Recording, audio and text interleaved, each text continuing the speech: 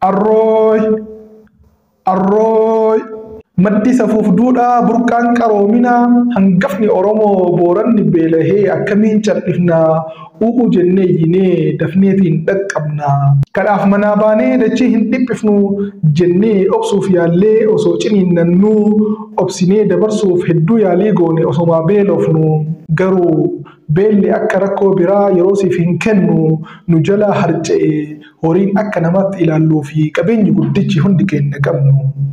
Isin rakkisuu diddaaf homaan hambifannee margi daaraa ta'ee waan nyaachifnu dhabnee kan biraa dhiisaatii citaan manaan qabnu manarra nun hafne.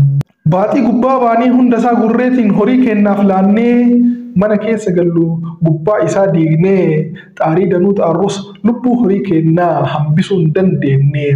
Nu dhaqqabaa lammii kunoo arrooy jenne isinitti iyyenne.